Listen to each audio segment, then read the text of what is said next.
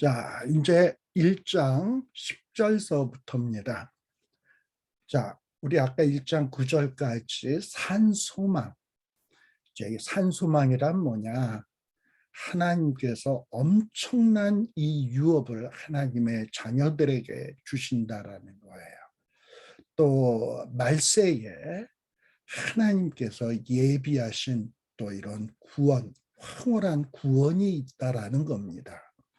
바로 이런 산소망이 있는 자들은 어떤 환난과 핍박이 와도 그것이 거꾸로 때리지 못합니다. 사방으로 우겨싸임을 당하여도 그 믿음을 꺾을 수 없고 그 소망을 꺾을 수가 없습니다. 또 하나님이 보호하여 주셔서 정말 은혜의 보좌 앞에 나가기만 하면 우리에게 놀라운 믿음과 확신과 또 장차올 그 미래에 대한 소망을 굳건히 해주시기 때문에 세상을 이길 수 있는 힘을 주신다라는 거예요. 자, 근데 베드로전서 1장 10절에 보게 되면 이런 놀라운 구원, 이 산소망의 궁극적 마지막 결국인 이 구원에 대해서 선지자들이 연구하고 부지런히 살폈다라는 거예요. 너희에게 임할 은혜를 예언하던 선지자들도 이런 구원에 대해서 열심히 연구하고 부지런히 살폈다라는 거예요. 자, 그럼 여기서 말하는 선지자들은 과연 누군가? 아마도 이 그리스도를 직접 보지 못한 또 그리스도의 고난과 이 영광을 목격하지 못한 구약시대의 선지자들을 뜻할 거예요. 이 구약시대의 예언자들은, 구약시대의 선지자들은 사실 뭔가 하나님의 감동으로 이 예언의 말씀들을 기록하면서 지금은 내가 뭔지 모르지만 하나님께서 우리를 이렇게 정말 어려운 가운데 내버려 두지 아니하시고 메시아를 보내서 우리를 구원해 주실 것이야 라는 이런 계시들을 받았어요. 근데 그것에 대해서 그림자처럼만 알았지 확실하게 알지는 못했습니다. 그래서 그들은 그것이 그 메시아가 뭐지? 이것을 알기 위해서 성경의 말씀들을 열심히 연구하고 또 자기가 연구한 말씀들을 또 이렇게 백성들에게 가르치고 선포했습니다. 자, 구약시대의 이 선지자들, 그들의 믿음이 오늘날 우리보다 그 믿음이 적었겠습니까? 그들이 우리보다 못한 자들입니까? 그런데 그들은 이게 예수님에 대해서 본 적도 없고 예수님에 대해서 경험해 보지도 못했어요. 그런데 우리는 감사하게도 우리가 태어나기 전에 이미 예수님이 오셔서 우리를 위해서 모든 구원 사역을 다 이루어 놓으셨습니다. 또 그것을 우리가 기록된 말씀으로 우리는 확인하고 있어요. 그러니 우리는 어떻게 보면 구약시대의 이런 선지자들보다 훨씬 더 많이 복을 받은 자들이다라는 거예요. 네.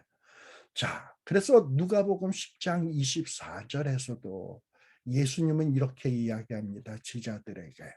내가 너희 제자들에게 말하는데 과거에 내가 이 땅에 예수님이 성육신하기 전에 많은 선지자 그리고 임금들이 너희가 보는 바를 보고자 하였다. 즉 뭘 보고 싶어 했냐? 메시아를 보고 싶어 하였다라는 거예요. 근데 그럼에도 불구하고 그들은 보지 못했다. 그런데 너희는 지금 어떠냐? 너희는 지금 이 메시아이신 예수 그리스도를 눈으로 본다라는 거예요. 또 이 예수님이 제자들에게 귀한 말씀으로 가르치지 않았습니까? 그래서 이 제자들은 이 예수님의 말씀을 듣고 있어요. 그런데 구약시대의 선지자들은 어땠냐? 이 예수님의 말씀을 직접 한번 듣고 싶었는데 이 듣는 바를 듣고자 하였으되 듣지 못하였다라는 거예요. 그런데 예수님 당시의 제자들은 이 예수님의 주옥 같은 이런 말씀들을 다 이 말씀들을 들었어요. 그리고 우리들은 어떻습니까? 그들이 들었던 말씀을 기록되게 했고, 그리고 그 기록된 말씀을 우리들이 언제든지 볼 수 있도록 이렇게 성경책에 집에 몇 권씩들 갖고 있어. 그러니 우리는 구약시대 선지자들보다 얼마나 많이 복받은 자들입니까? 예. 자, 이 구약시대의 선지자들이 이 메시아에 대해서 열심히 연구하고 그 연구한 내용들을 이 백성들에게 가르쳤어요. 그래서 구약시대에 벌써 예수님 오시기 전 BC 한 900년대에 요엘서 2장 23절에 시온의 자녀들아 너희는 너희 하나님 여호와로 말미암아 기뻐하며 즐거워할지어다 라고 얘기하고 있어요. 이스라엘 백성들에게 야 너희들은 이제 하나님으로 말미암아 기뻐하고 즐거워해라. 왜 기뻐하고 즐거워해야 되느냐? 이제 그 하나님이 너희를 위해서 의를 가르칠 교사를 보내주실 것이다. 이 의의 교사가 누구냐? 바로 예수 그리스도 메시아를 얘기하는 거예요. 이 메시아를 보내줄 것인데 그가 오시게 되면 이 의의 단비를 주시는데 이 이른 비와 늦은 비가 예전처럼 일정하게 내려서 정말 이 비를 머금고 곡식들이 자라듯이 너희들의 신앙이 무럭무럭 자라게 될 것이다. 이런 메시아의 때가 올 것이다. 그래서 이 메시아의 때가 올 것으로 인해서 기뻐하고 즐거워하래. 근데 우리는 어떻습니까? 오셨잖아. 오셨으니까 더 기뻐하고 즐거워해야지. 그리고 우리가 성경을 읽을 때 성령님까지 우리에게 부어 주셔서 성령님이 우리를 진리 가운데로 인도하시지 않습니까? 얼마나 복받은 자들입니까? 그래서 우리는 기뻐하고 즐거워해야 된다. 또 구약시대 선지자였던 아모스, BC 800년대의 선지자예요. 이 아모스도 장차 메시아가 오시면 그리스도께서 오시면 어떤 일이 벌어질 것인가, 이 은혜의 때에 어떤 일들이 벌어질 것인가 열심히 성경을 연구하고 부지런히 살폈어요. 그래서 아모스 9장 11절에 보면 아모스는 또 이렇게 이야기합니다. 그날에 하나님께서 다윗의 무너진 장막을 일으킬 것이다. 그리고 그것들의 틈을 막으며 그 허물어진 것을 일으켜서 옛적과 같이 세울 것이다. 라는 거예요. 북이스라엘은 이 아모스가 말씀을 선포하고 한 20, 30년 뒤에 아수르에 망합니다. 쫄딱 망해서 흩어지게 돼요. 그런데 하나님은 이 아모스에게 어떤 계시에 메시아에 대해서 은혜에 대해서 열심히 부지런히 살피는 아모스에게 어떤 은혜를 주셨냐? 너희들이 아수르에 망해서 흩어질지라도 그것이 끝이 아니다. 하나님이 때가 되면 다윗의 무너진 장막을 일으킬 것이고 큰 무너지고 깨어진 그 틈들을 다 메우실 것이고 허물어진 것을 일으켜서 옛적과 같이 회복시켜 줄 것이다. 이런 말씀들을 깨닫게 해주셨어요. 또 호세아도 BC 800년대의 호세아도 1장 11절에 보면 이에 유다 자손과 이스라엘 자손이 함께 모여 한 우두머리를 세우고 그 땅에서부터 올라오리니 이스라엘의 날이 클 것이미로다 라는 거예요. 유다 자손은 바벨론에게 망하죠. 이스라엘 자손은 유다 망하기 전에 아수르에 망하죠. 그래서 세계 만방에 다 흩어져서 나그네처럼 흩어진 자들처럼 살았습니다. 그런데 그게 끝이 아니에요. 이제 어느 때가 되면 한 우두머리, 한 대장을 세우고 이 한 우두머리가 누구겠습니까? 예수님, 메시아를 앞세우고 그 흩어진 땅에서부터 올라오게 될 것이다. 그렇게 되면 어떻게 되느냐? 이스라엘의 날이 클 것이다.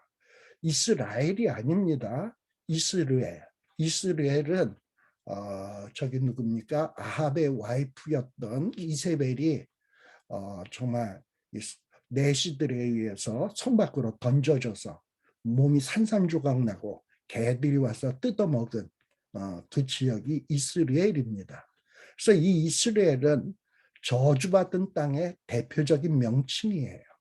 이스라엘 백성들이 범죄해서 이스라엘 땅이 이스라엘처럼 돼버렸어요. 저주받은 땅이 되었습니다. 근데 이 하나님의 백성은요, 저주받은 것으로 끝나지 아니하고 반드시 때가 되면 하나님께서 회복시키신다. 누구를 통해서? 유다 자손과 이스라엘 자손이 함께 모여 한 우두머리를 세우게 되는데 바로 그 한 우두머리로 말미암아 회복되게 될 것이에요. 그래서 그 저주받은 땅이 크게 될 것이다. 또 호세아서 3장 5절에 보면 그 후에 이스라엘 자손이 돌아와서 그들의 하나님 여호와와 그들의 왕 다윗을 찾고, 이 호세아가 기록될 때가 BC 800년대인데 다윗은 언제적 사람이냐? BC 1000년이니까 한 200년, 250년 차이가 나요. 다윗은 이미 죽었어요. 그럼 여기서 그들의 왕 다윗을 찾는다라는 말이 누굽니까? 죽은 다윗을 찾는다는 거예요? 아니에요. 다윗의 자손 예수 그리스도를 찾는 거예요. 메시아.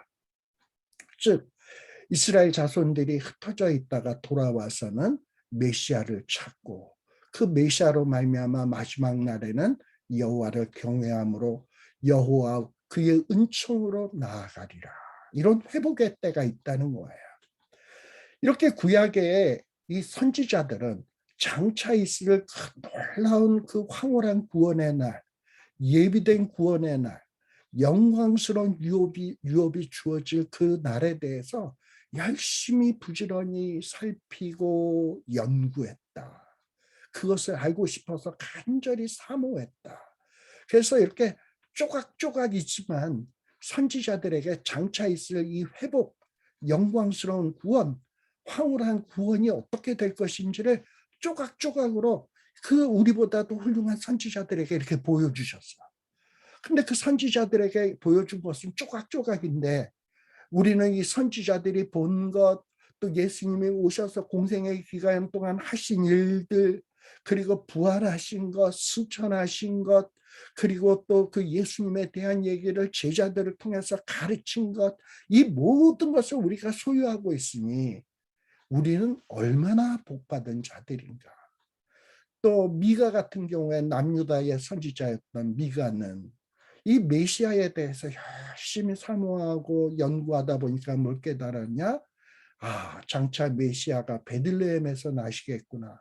베들레헴 에브라다야, 너는 유다 족속 중에 작을지라도 이스라엘을 다스릴지가 내게서 내게로 나올 것이라.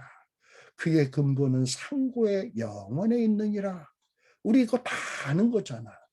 그런데 구약시대의 선지자들은 이것을 열심히 연구하고 부지런히 살펴서 깨달은 거라니까. 근데 우리는 이거를 그냥 거저 다 알잖아. 우리가 얼마나 복받은 사람들입니까? 또 이사야 같은 경우에 이사야 7장 14절에 장차 오시는 메시아는 어떻게 오신다?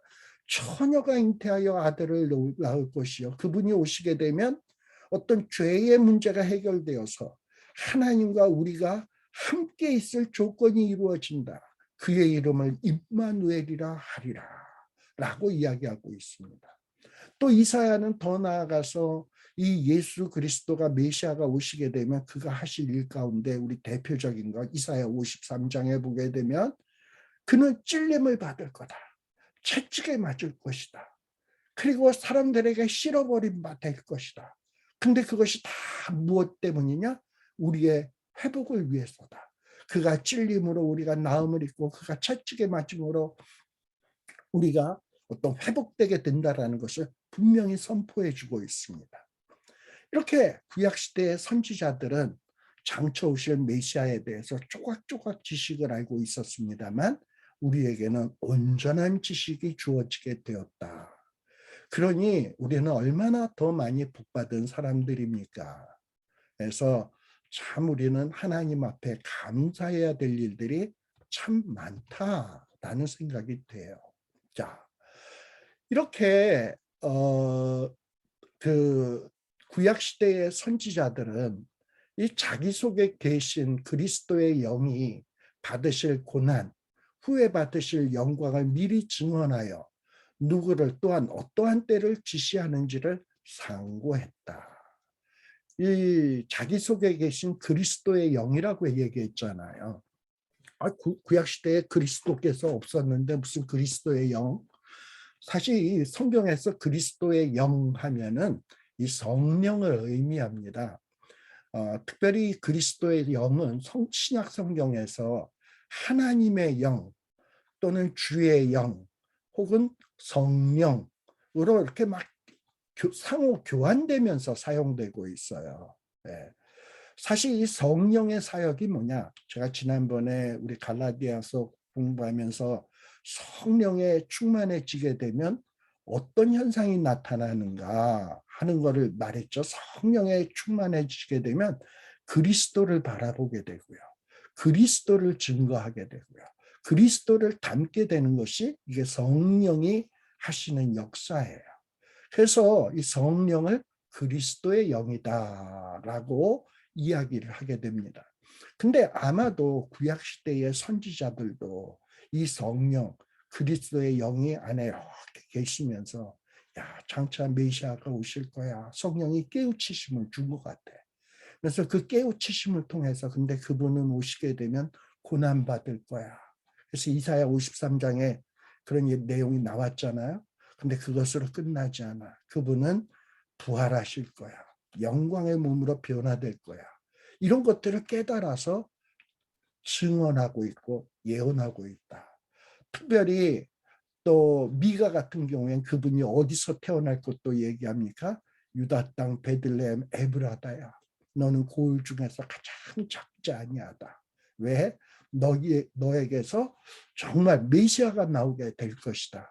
그분은 그분의 근본은 상고의 태초의 길이라고 이런 놀라운 계시도 하고 있었다.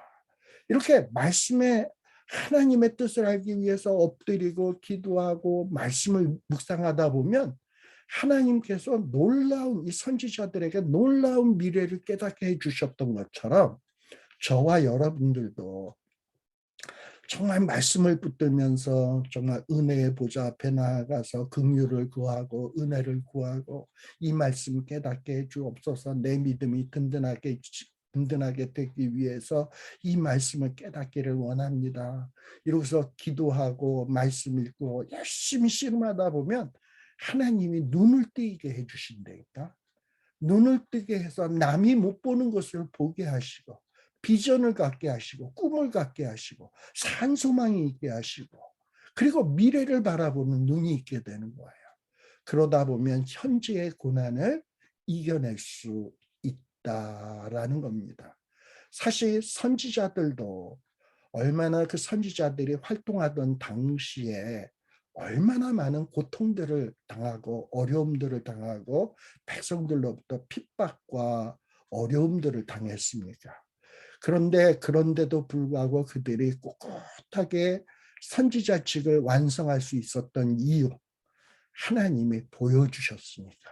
장차 올 메시아가 하실 일들, 그로 말미암아 이루어질 영광스러운 일들을 깨우쳐 주셨거든. 그래서 고난이 와도 환난이 와도 이겨낼 수 있었던 것이다라는 거예요. 그래서 선지자들은 이렇게 하나님이 계시로 준 말씀들을 기록을 하기 시작을 했어요. 그래서 사도 베드로는 우리가 이제 나중에 베드로 후서 보겠습니다만 이렇게 선지자들이 장차 올 메시아에 대해서 예언한 것은 자기네들이 만들어낸 것이 아니야. 그리스도의 영이 그 안에 계시면서 깨우쳐 주신 것이야. 그래서 베드로후서 1장 21절에 보면 선지자들이 예언했던 것은 사람의 뜻으로 낸 것이 아니다. 그리스도의 영, 성령의 감동하심을 받은 사람들이 하나님께 받아서 말한 것이다. 이렇게 메시아에 대해서 알려고 하고 연구하고 씨름하면 성령님께서 인도하여 주신다니까. 또 사무엘하 23장 23장 2절에 보면 여기에 보면 다윗의 노래가 나와요. 다윗이 자기의 인생을 회고하면서 하나님으로부터 받았던 이 은혜들을 찬송하는데, 이 찬송할 때 이 찬송이 어떻게 자기가 이렇게 찬송을 할 수 있게 되었나라는 것을 고백하고 있어요. 이렇게 찬송할 수 있었던 것은 뭐다? 여호와의 영이 나를 통하여 말씀하시며 그의 말씀이 내 혀에 있도다. 이렇게 하나님의 영이 속에서 역사하면서 이런 놀라운 찬양을 하도록 하셨다라는 거예요. 이렇게 하나님의 영이 우리 속에 계시게 되면 밤중에라도, 고난의 밤중에라도 노래할 수 있도록 하게 하십니다. 네. 그리고 또 누가복음 24장 25절에서 27절에 보면 선지자들이 말한 모든 것, 이 선지자들이 말한 모든 것은 다 뭐에 대한 것이냐? 이 27절 끝에 보면 모든 선지자의 글로 시작하여 모든 성경에 쓴 바, 이 성경의 선지자들이 쓴 바가 다 뭐에 대한 것이냐? 장차 오실 메시아에 대한 것이다. 예수님에 관한 것이다. 라고 이 엠마오로 가는, 예수님이 십자가에 못 박혀 죽으신 다음에 실망해서 엠마오로 가는 제자들에게 나타나셔서 예수님이 함께 동행하면서 선지자의 글들을 쫙 설명해 주죠. 야, 선지자들이 이런 예언을 했는데 바로 이 예언한 것이 바로 너희가 따라다녔던 그 예수님에 대한 예언이야. 이러고 예수님이 그 선지자에 관한 것들이 메시아에 대한 것이라고 이렇게 자세히 설명을 했다. 이렇게 구약의 선지자들도 장차 오실 메시아를 통해서 이루어질 일들, 영광스러운 일들에 대해서 열심히 연구하고 상고했다. 그랬더니 하나님이 깨달음을 주셔서 이렇게 많은 것들을 예언할 수 있게 하고 또 이렇게 백성들을 가르칠 수 있게 되었다라는 거예요.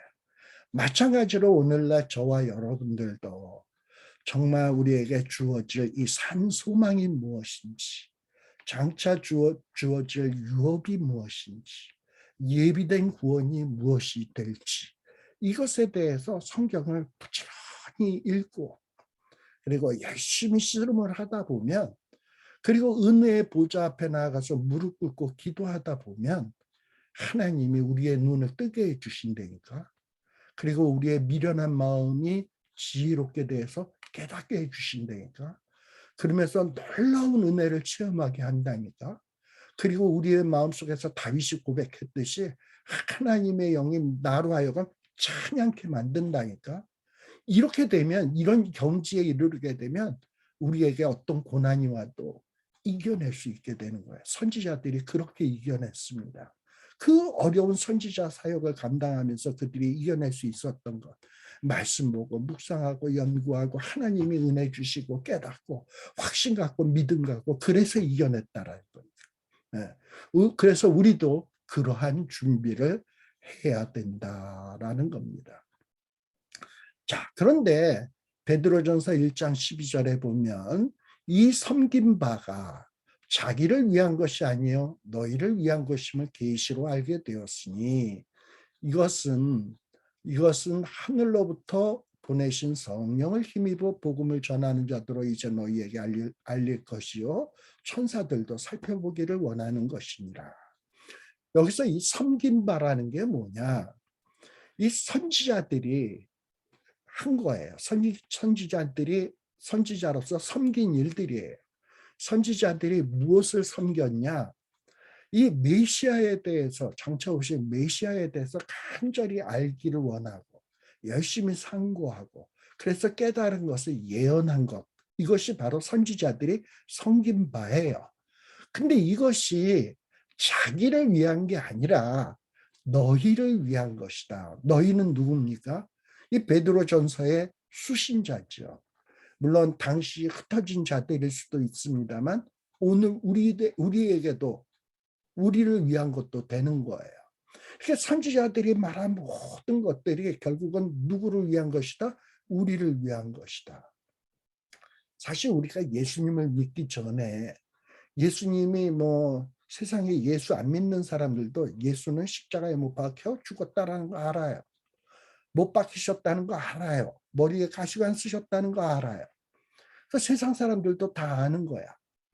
그런데 이사야 선지자 53장을 통해서 우리는 뭘 깨닫습니까? 그가 찔린 것은 우리의 허물을 인하며, 그리고 그가 채찍에 맞고 이렇게 모욕 멸시천대 당한 것은 다 우리의 죄로 말미암아 이 저주를 깨끗하게 하고 회복시키기 위해서 되어진 것이라는 것을 이사야의 말씀을 통해서 깨닫게 되잖아. 그러니까 이 이사야의 말씀은 결국은 누굴 위한 것이냐? 그 이사야의 말씀을 읽는 사람들을 위한 것이라니까. 그러니까 우리는 정말 은혜를 많이 받은 사람이야. 선지자보다도, 구약시대의 성도들보다도, 아니 신약시대의 성도들보다도 더 많은 은혜를 받은 사람들입니다. 그래서 지금 이 시대를 은혜 시대다라고 얘기하고 있지 않습니까? 이렇게 우리는 은혜를 받은 사람들이다. 그러면서 여기에 참 또 오묘한 말이 있는데 뭐냐면은 천사들도 살펴보기를 원하는 것이니라 라고 돼 있어요. 천사들도 살펴보기를 원하는 것이다. 사실 이 천사들은요, 하나님의 뜻을 전달하는 존재, 이게 천사예요. 그리고 늘 하나님 곁에 있는 자들이 천사예요. 그러니까 천사는 어떻게 보면 우리 인간들보다 훨씬 더 하나님의 깊은 뜻을 알 수 있을 것 같지만, 이 하나님의 구원 계획에 대해서 그럼 천사들이 다 아냐? 몰라. 이 하나님의 구원 계획은 누가 깨우쳐 주셔야 되냐? 하나님의 영이 깨우쳐 주셔야 돼. 그래야 파악할 수 있어. 그래서 천사들도 이것을 알기를 굉장히 원했던 것 같아요. 근데 천사들이라고 해서 이 하나님의 구원 계획을 알 수 있냐? 파악할 수 없어요. 그들이 언제 비로소 하냐? 그리스도를 통한 하나님의 구속 사역이 실현되고 또 십자가를 통해서 하나님의 계획이 공개되고 선포될 때야 비로소 천사들도 깨닫게 되었어요. 자, 그러면 우리들은 어느 정도냐? 거의 천사들이 아는 거를 다 아는 거나 마찬가지야. 그러니까 우리가 얼마나 복받은 사람인가 알 수 있지요. 예. 물론 천사들도 예수님의 지상 생활을 지켜보았죠. 우리도 예수님의 지상 생활에 대해서 사복음서를 통해서 너무나도 잘 알고 있습니다. 네. 그리고 이 구속이 완성될 때, 아직 이루어지지 않았습니다만, 또 그것에 대해서 구속이 완성될 때의 모습 천사들도 아느냐? 아직 몰라. 그 구속이 완성될 때 천사와 또 구원받은 성도들이 와, 하나님의 구원이 이렇게 엄청난 거야? 그래서 그 완성된 구원의 모습을 보면서 저와 천군 천사와 함께 찬양으로 기뻐할 날이 오게 될 것입니다. 네. 자, 그래서 디모데전서 3장 16절에 보면 이렇게 되어 있습니다. 크도다 경건의 뭐요? 비밀이요. 비밀은 개나 소나 다 아는 게 비밀입니까? 하나님만 알고 있는 거예요. 네, 하나님만 알고 있는 비밀입니다. 자, 근데 그 비밀이 어떻게 펼쳐지기 시작했냐? 천사들도 모르고 있던 건데, 이 예수님이 성육신하신 모습으로 나타난 바 되시고, 그리고 세상에서 사람들을 섬기시고, 고난당하시고, 죄짐을 지시고, 십자가에 지시고, 그리고 죄를 사하시고, 부활하시고, 또 승천하셔서 하나님 우편에 가셨어요. 그리고 또 성령을 보내주셔서 우리를 거듭나게 하시고 의롭게 해주시고 이런 모습들을 비로소 천사들에게 보여주신 거야. 그러니까 천사들도 언제서 비로소 하나님의 구원 계획에 대해서 어렴풋이 깨닫기 시작하냐? 예수님이 성육신하시고 또 성령님이 임재하시고 이러면서 천사들이 알게 되었어요. 그리고 천사들도 아직 모르는 게 있어. 아직 비밀인 게 있어. 장차 이제 이루어질 영광스러운 그 나라. 이건 천사들도 몰라. 우리도 몰라. 그러나 그날이 되게 되면 그날이 얼마나 영광스러운지를 우리가 알게 될 것입니다. 바로 그래서 디모데전서 3장 16절에 이렇게 기록되어 있다라는 겁니다. 자, 그러니 우리는 놀라운 구원, 놀라운 하나님의 예비된 구원을 그리고 영광스러운 유업을 받을 자입니다. 자, 그러면 이런 산 소망을 가진 자들이 이 땅 위에서 그러면 살아있는 동안 어떻게 살 것인가? 어떻게 살 것인가? 이런 산 소망, 영광스러운 유업, 정말 황홀한 구원에 대해서 선지자들도 간절히 알기를 원했는데 이제 우리는 알잖아요. 깨달았잖아요. 물론 이제 미래에 이루어질 구원을 아직 체험은 못했습니다만 그러나 미래에 이루어질 이 구원, 미래에 주어질 유업은 너무나도 확실해서 우리가 지금은 믿고 있지만 이 믿는 것이 바라는 것들의 실상이요 보이지 않는 것의 증거예요. 이미 이루어진 거나 마찬가지예요. 그럼 이런 믿음이 있다면 우리는 어떻게 살아야 될 것인가? 이제 남은 인생을 그것이 베드로전서 1장 13절서부터 나오는 내용입니다. 자, 이 내용이 뭐냐? 먼저 마음의 허리를 동여라. 그리고 예수 그리스도께서 나타나실 때에 너희에게 가져다 줄 은혜를 온전히 바랄지어다. 자, 이렇게 산 소망이 있다면 우리들이 어찌 살아야 되는가? 마음의 허리를 동이래요. 그리고 우리에게 가져올 하나님의 은혜를 온전히 바랄지어다. 자, 우리에게 가져다 줄 은혜가 뭡니까? 우리 이미 이전에 갈라디아서 1장, 베드로전서 1장 7절에 보게 되면 1장 7절 1장 7절에 보면 뭐라고 되어 있습니까? 예수 그리스도께서 나타나실 때에 어떻게 된다? 칭찬과 영광과 존귀를 얻게 할 것이니라 라고 되어 있습니다. 자, 그러니까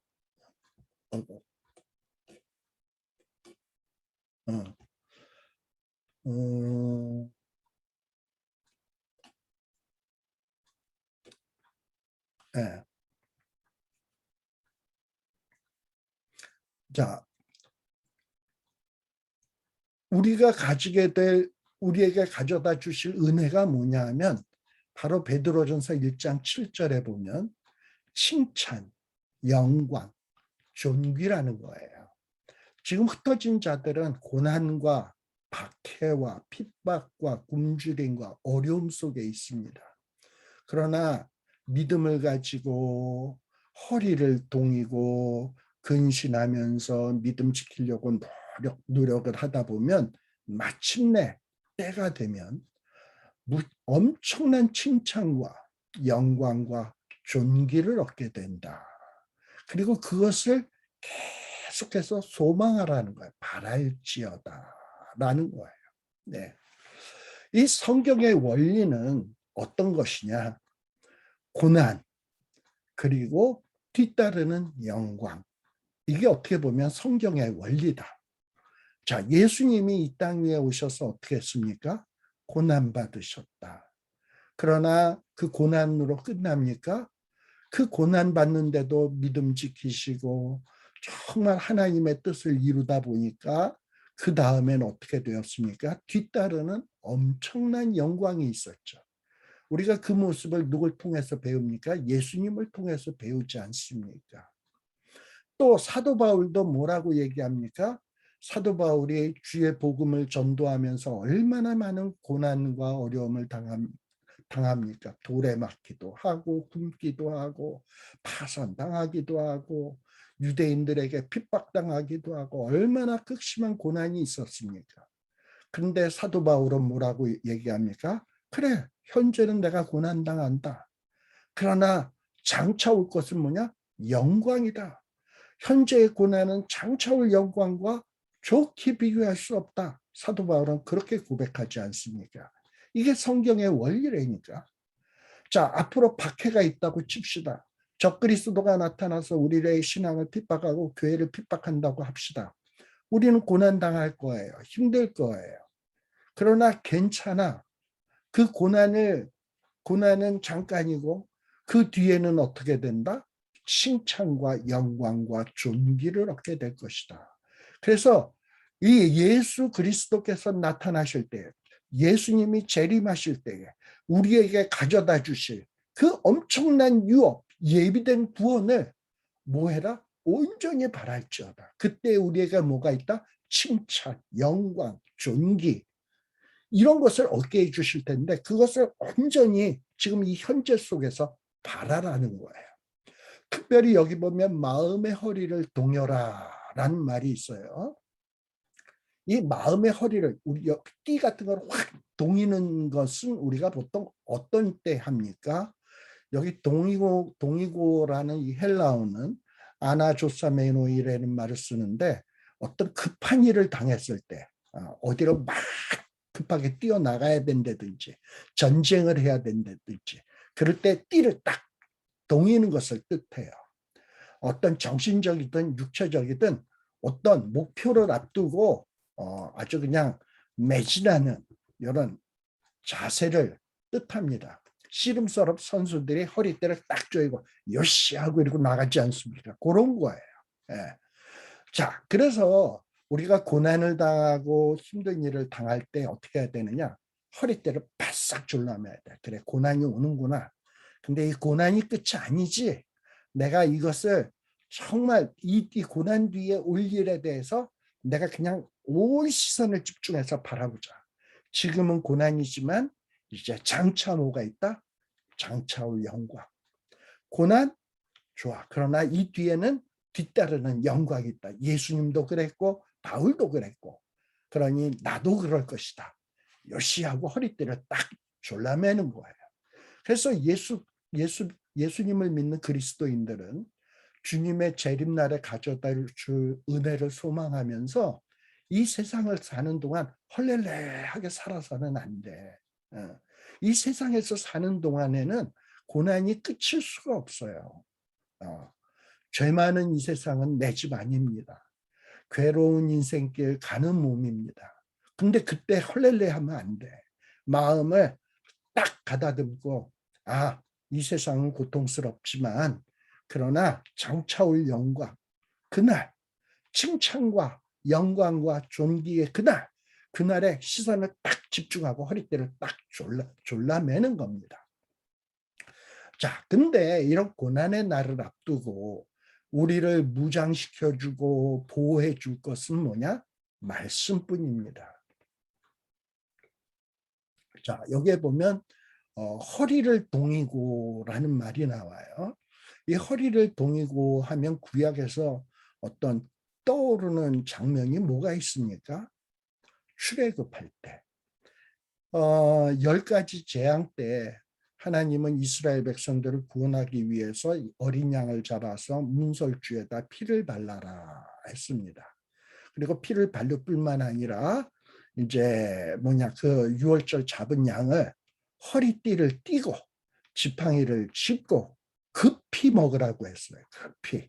그래서 이 출애굽할 때 이 유월절 날에 이스라엘 백성들은 허리띠를 굳게 매고 그리고 지팡이를 짚고 그리고 음식을 만만디 그냥 설렁설렁 늦게 그냥 이렇게 먹는 게 아니라 급하게 먹었다 이 말입니다. 어떤 요 출애굽 때의 상황하고 이렇게 오버랩을 한번 해보시면 됩니다. 자, 근데 이 출애굽을 하고 그렇게 유월절 어린 양을 잡고 어린 양을 먹고 그리고 이제 이스라엘 백성들은 어떻게 됩니까? 애굽 땅을 떠나서 가나안 땅까지 어떻게 보면은 이제 그 고난의 길을 가는 겁니다. 광야의 고난의 길을 가는 거예요. 자, 근데 이 고난의 길을 갈 때 이스라엘 백성들을 지켜주고 보호해주고 그들이 성공리에 이 고난의 광야의 길을 거쳐갈 수 있도록 해줄 수 있는 비결은 뭡니까? 말씀이에요. 무슨 말씀? 하나님이 벌써 아브라함 때, 이삭 때, 야곱 때 하나님께서 이스라엘 조상들에게 뭘 약속했냐? 이 가나안 땅을 주겠다. 아브라함에게 동서남북으로 네가 다녀보라. 네가 밟은 땅을 내가 다 주겠다. 그리고 야곱에게도 이삭에게도 그러한 약속을 했어요. 땅 주겠다고 약속을 했어요. 그래서 이스라엘 백성들이 출애굽을 하면서 이 고난의 광야의 길을 걸어가면서 물도 없죠. 햇빛은 쨍쨍 쬐죠. 광야의 길은 험하죠. 힘들잖아. 지치고 그냥 막 고달프고 얼마나 괴롭겠어요. 그럴 때 이스라엘 백성들이 쓰러지지 않고 가나안까지 무사히 들어가기 위해서 뭐가 필요합니까? 맞아. 지금은 고통이지만 괴로움이지만 하나님 벌써 우리 조상들에게 약속했어. 가나안 땅 주신다고 했어. 그러니 우리는 이 광야 길을 가는 동안 결코 굶어 죽지 않아. 하나님이 먹이실 거야. 왜 가나안 땅 주신다고 했습니까? 그 말씀을 의지해야 된다니까. 가나안 땅을 주시겠다는 약속의 말씀을 의지해야지 자기 생각을 의지해서는 안 돼요. 이렇게 비도 안 오고 뭐 농산물도 없고 양식도 없는데 이러다 우리 죽는 거 아니야? 차라리 애굽으로 도망가는 것이 낫지 않아? 이렇게 했다 광야에서 개죽음 당하는 것 아니야? 그러면 실패하는 거예요. 자기 생각을 의지하면 안 돼.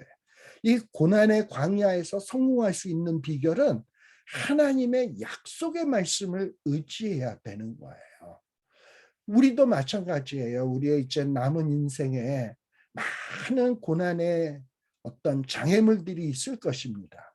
근데 그때에 우리가 소망 잃지 않고 성공할 수 있는 근거, 비결은 뭐냐? 하나님의 말씀을 의지하는 거예요. 어떤 말씀?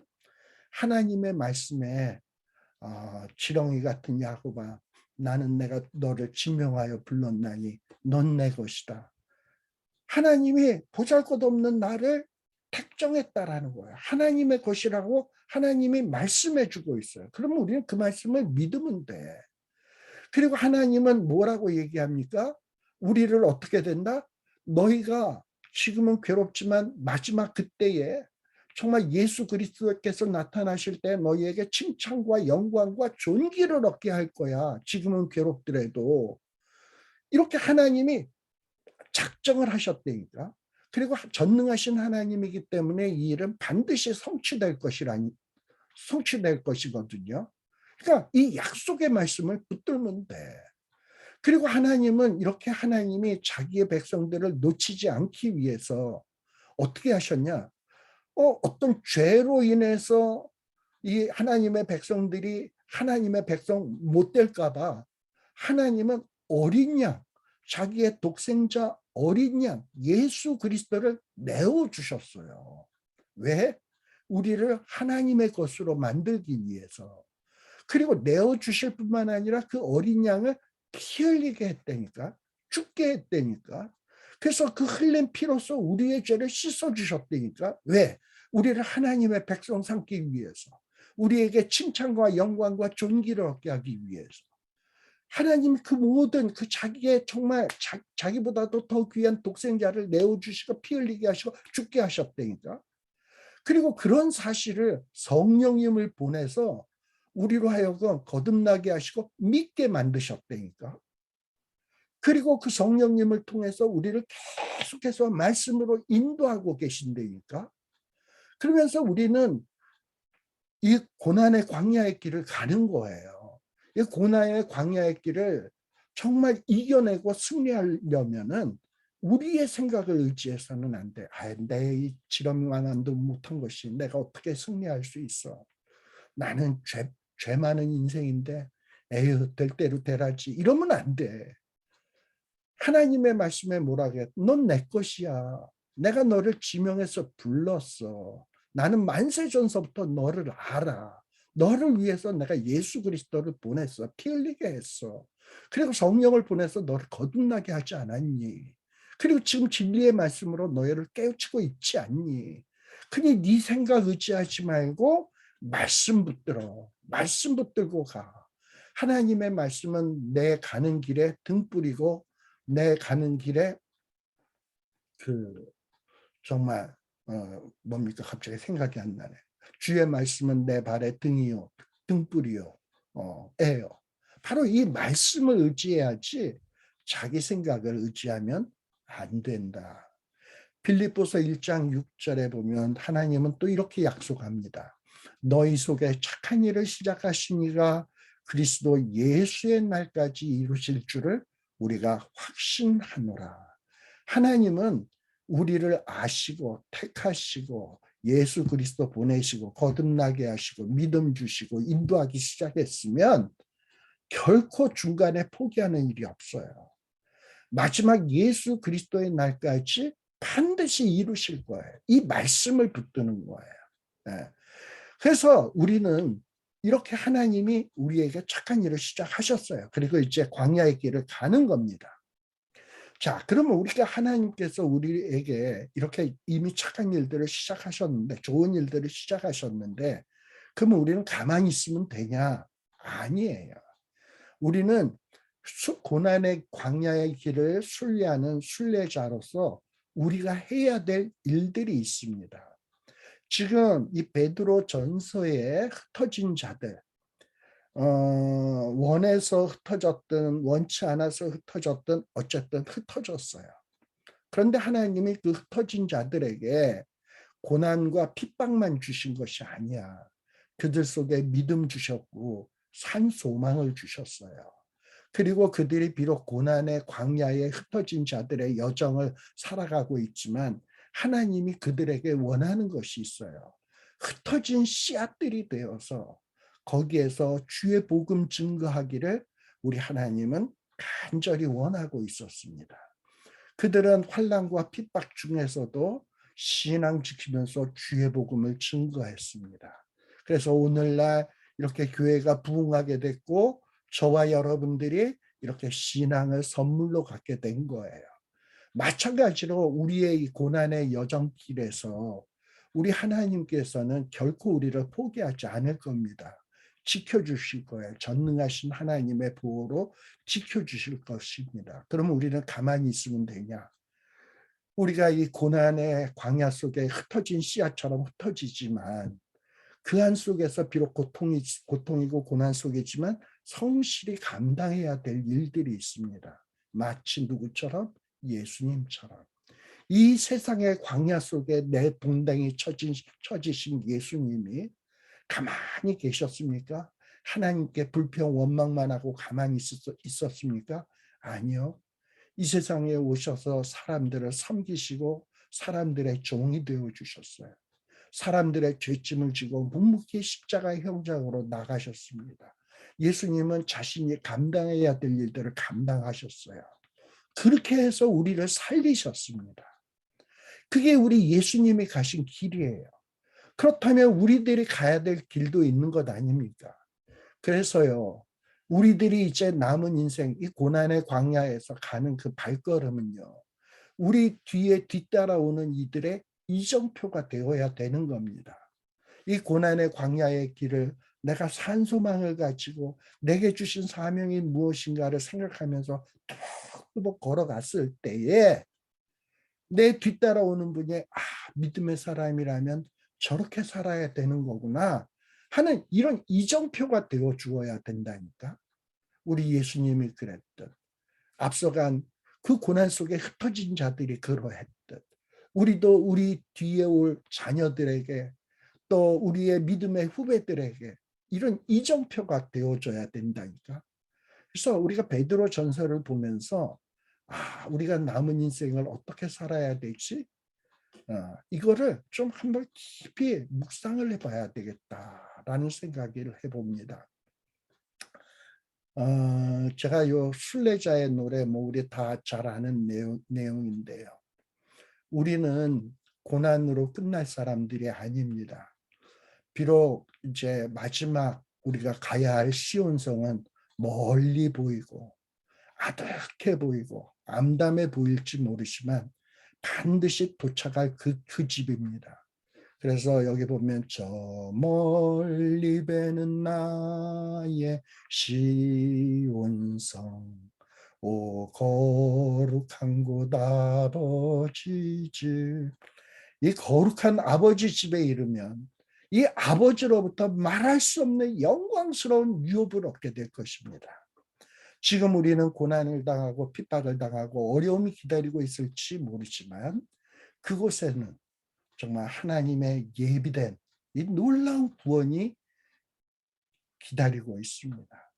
그래서 내 사무하는 집에 가고자 한 밤을 세웠네. 저 막막한 바다 위에 이 몸이 상할지라도 오늘은 이곳 내일은 저곳 주 복음 전하리. 사실 우리의 살아가는 앞날이 막막할 수 있어요. 정말 험하고 그리고 정말 힘들고 지치고 또 몸은 상할지라도 그리고 이 황량한 사막에 버려진 씨앗처럼 흩어진 씨앗처럼 막 온몸이 상할지라도 그런데 이런 상황 속에서 산소망이 있는 내가 해야 될 일이 뭐지? 아, 오늘은 이곳, 내일은 저곳에 이 산소망의 복음을 전해야 되겠구나 하고 이 주의 복음을 전하는 거예요. 때를 얻든지 못 얻든지 만나는 사람에게, 이웃들에게 이 귀한 이 복음의 말씀을 증거하는 것. 이것이 우리가 이 험난한 광야 순례자의 길에 우리가 해야 될 일들이 아닌가 이렇게 생각을 하게 됩니다. 자, 그래서 오늘은 여기까지 하고요. 다음 시간에 나머지 부분을 또 살피도록 하겠습니다. 제가 기도하고 마치겠습니다. 하나님 아버지, 정말 저희들의 삶은 그 AD 66년 그 이후 AD 300년대까지 저 터키 지역 동굴 속에서 무덤 속에서 신앙 지키던 그런 사람들의 삶과는 비교도 되지 않게 너무나도 편안하고 너무나도 안락하고 너무나도 사치스럽게 우리는 정말 호사를 누리고 있습니다.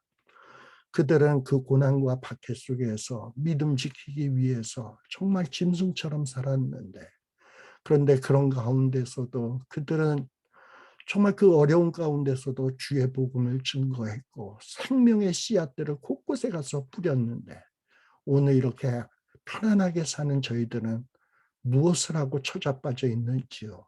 하나님 정신 차리게 하여 주시옵소서. 이제 세상은 점점 어두워져 가고 있습니다.